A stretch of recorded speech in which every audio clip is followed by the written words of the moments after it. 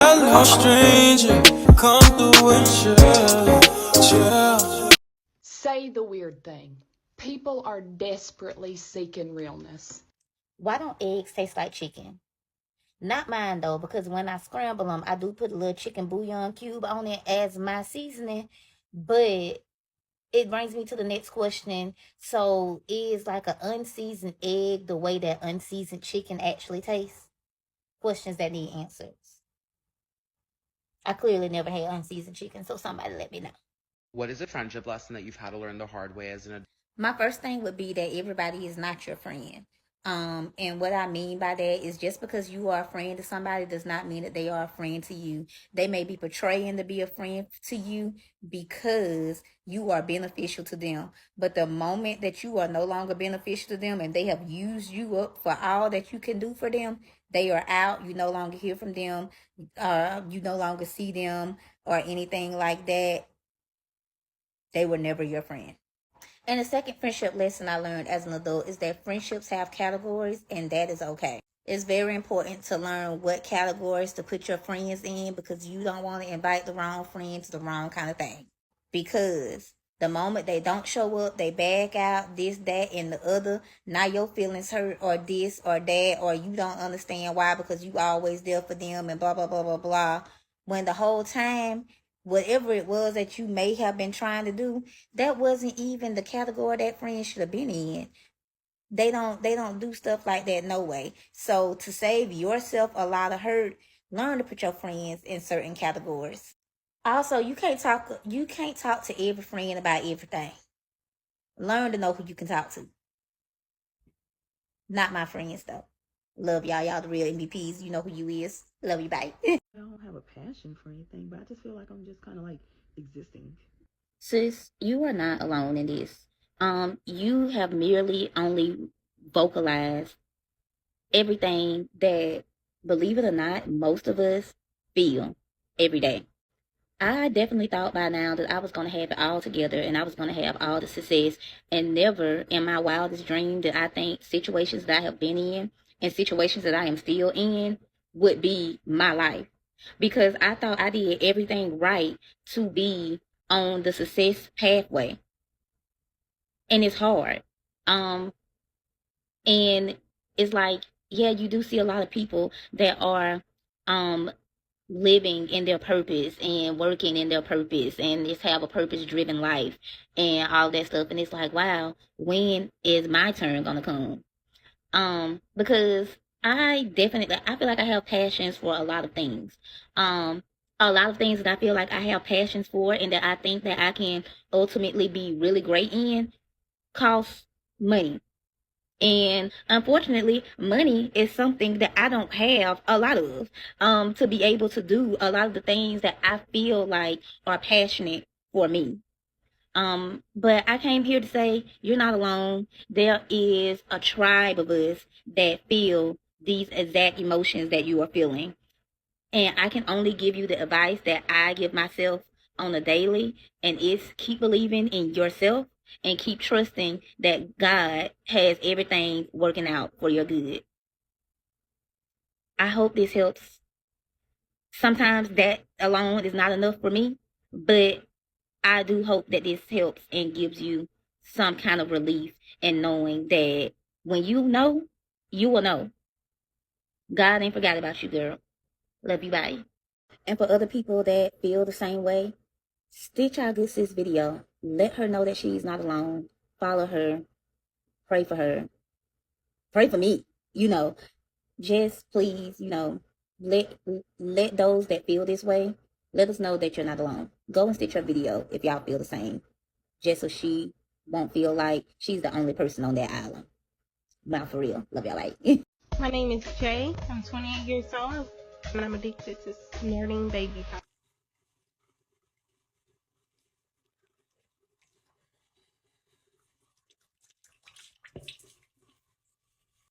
What did the club used to be like? Because now, it's sections all over the place. People be Oh, honey, a time was had. A time was had. So a good peak club time would be like that Travis Porter, Roscoe Dash era.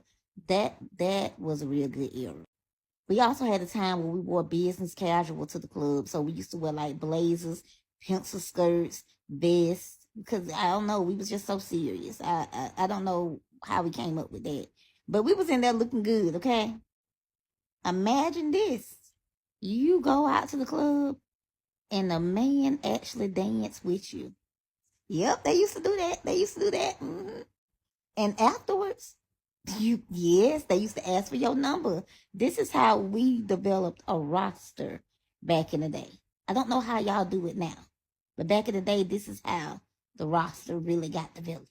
Everybody danced, whether you could dance or not, and nobody was talking about nobody whether they could, if they couldn't dance. Like, we are all here to have a blast. That's it. That's all. No need to buy bottles. I don't even think that was a thing.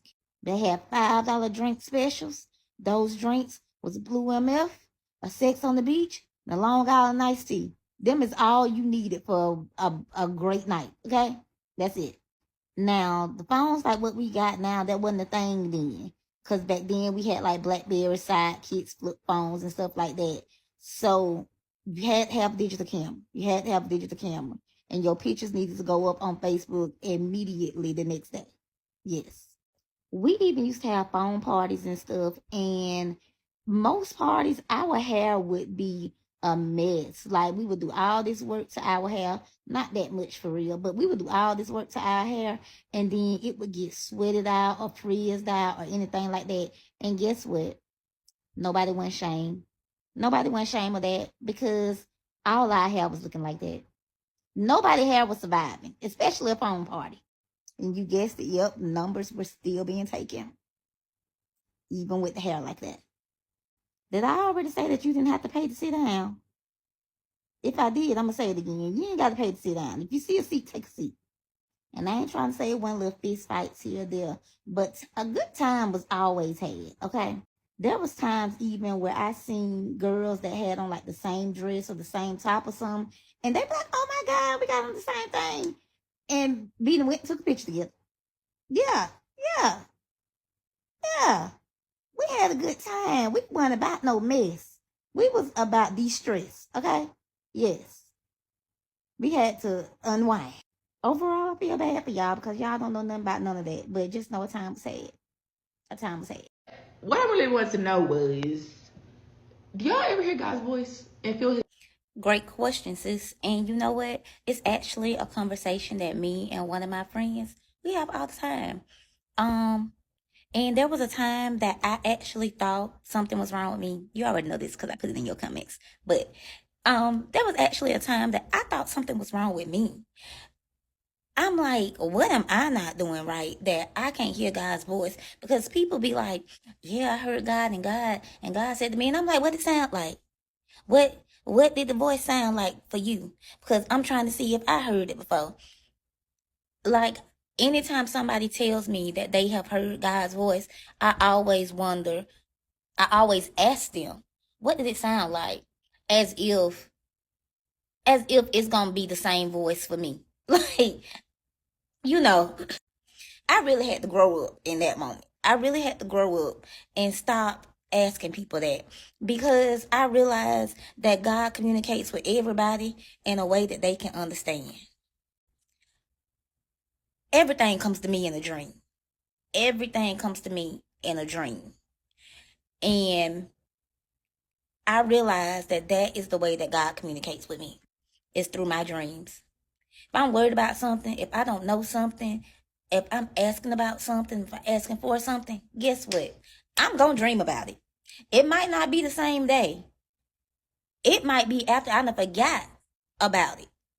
I'm going to dream about it, though. And I'll be like, I wake up and I'll be like, I hear you, God. I hear you. I hear you. So, you know, yeah.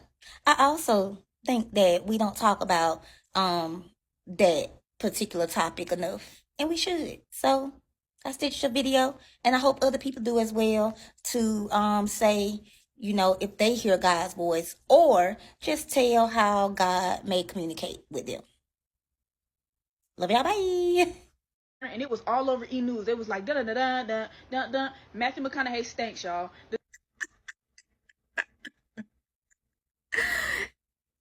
Wait, because yes, I remember that. It was but I remember that. I remember that. And actually, if you look up, stuff about him now, it's actually articles where he talk about how he don't wear deodorant and how he ain't never wore deodorant. Like, he just never wore it. And he said that all the women in his life tell him he smell like a man and smell like him. Just trying to tell him that he stank. Like, he is, even though you can't find like that particular clip, it is articles out like where he says that he does not wear deodorant, and all the people in his life, including his mom, has always said, oh, your natural scent just smells like man, it just smells like you. They've been telling him he stank all his life and he just don't wear deodorant. But I remember that. I remember it. Do y'all remember that?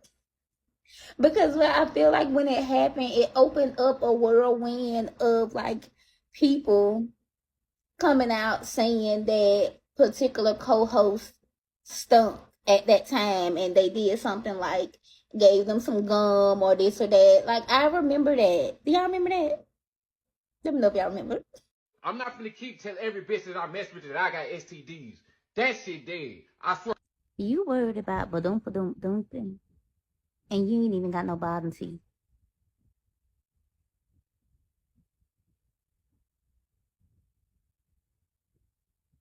Ba-dum-ba-dum-ba-dum with anybody should be your last concern. I know we can't look at people and tell who got some, but this is a good time to judge a book by its cover. That's all I know. I don't know what's happening to club culture, but the girlies are not wearing heels in the clubs anymore. And also, as a 34-year-old, I'm gonna hold your hand when I say this. The first thing is don't put the rest of us in this. Don't put the rest of us in this. The second thing is, it was no rite of passage to go up in them people's establishment and stand up on their furniture. That was not a rite of passage. That is a lie. And I understand that people may have done it, and I get that it may have looked fun. But that is not a rite of passage for wearing heels to the club. It's almost as if you're saying that the reason to wear heels to the club is because you need to stand up on them people's furniture in their establishment with your heels on. I'm just not going into further detail. I just feel like it was a take that didn't need to be took. Let them folks wear what they want to wear, because they let us wear what we wanted to wear. And we was up in the club with business casual on, so please. Thank you. Goodbye.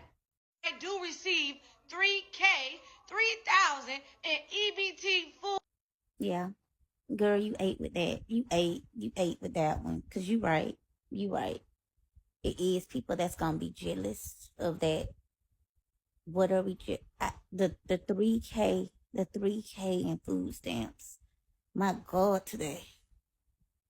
I can't even get no food stamps. I don't got no children either, but I can't even get no food stamps. I got to wake up right now and go downstairs and toss some together to try to eat, and then clock in to work.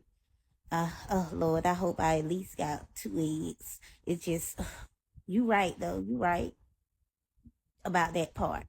Now I noticed that you kept not only, making emphasis on you got 7 kids. Fine. Okay.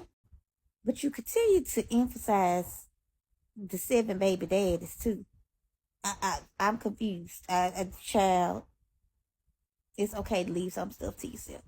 And that was one of them, because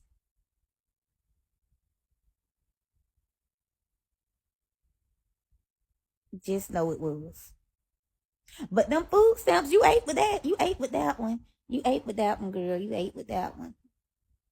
Because if you have no haters, I am dead. Love you, bye. I don't even know how to explain, mind you. Like, I've heard it. Explaining, mind you, is very simple. it is pay attention to this part. Keep in mind that this was happening. Or an opener to something that's about to get real good. Like, it's something real good coming after that.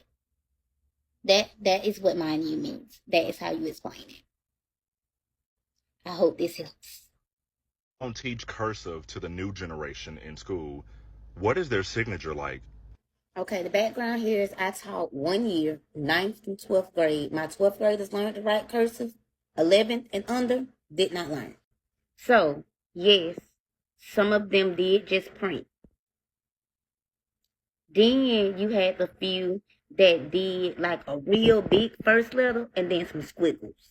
Just some squiggles. And some of them did something like a big letter and just printing all together. But they would do like one big letter and then they would put all of the other letters of their name real close together and thinking that it looked like cursive. It's not funny. But yeah, they in bad shape. They in bad shape. And some of them do a big letter and then just a line. Yeah. And the big letter don't even be the cursive letter. It be the big letter in print. It's bad. It's bad. But that's what they do. I hope this helps. The girl said, hey, you got to take one for the team. Josh got a homework coming over, but you got to take one for the team. This is so outside of what I normally talk about, but that is a beautiful man. Stephen Kelly, that is a beautiful man. Do y'all see how he look? Do y'all see how he look? Like, and then it like this area is so pretty. It is so pretty. This up alone is so pretty. But he got a whole he got the whole package. Like, I ain't never thought I would say that about somebody with a mustache like that. That young man is fine. That's it. That's all. Not coming home that night. She sent you a picture of them laid up together. Imagine you packing up his stuff and taking it to that baby mama house who he laid up with, putting it on her front step. Imagine that. Or imagine him coming back home and all your stuff is gone because you done moved out. And anything that you could go ahead, take, pawn, or sell, anything like that, you done sold it. You done sold it. So he really come back to an empty apartment. Like, he really come back to an empty apartment. Because technically, if y'all went halves on everything, it's yours. Whatever's in there is yours. So you can do whatever you want to with it. So you ain't got no couch, you ain't got no bed, you ain't got no TV, he ain't got none of that. Because you sold it all. And why not? Because he laid up at his baby mama house, not other, because you ain't got no kids. He laid up at his baby mama house anyway with her, so her house is furnished. You seen what they was laid up on. So yeah. Imagine him coming back home to an empty place and you not being there. Imagine it being 7 p.m. Friday, it's 95 degrees. You ain't got ain't got you either. So just go outside, sis. Just go outside. Ain't nothing for you there. Him or the house or the happy home, and he clearly ain't got the money to take care of his children if he asking for you for the extra when he the person that make more anyway. You don't need that. You don't need that kind of negativity in your life. Just go and pack it up. Just go and pack it up. Yeah, imagine that. Water pie. You need about 1.5 cups of water. At the rate of how everything is getting recalled and taken off the shelves, etc., this is probably about the only thing we're going to be able to eat. So, come on, us. Let's put a spin on it. Let's put some spins on it and let it be something we can have. Okay?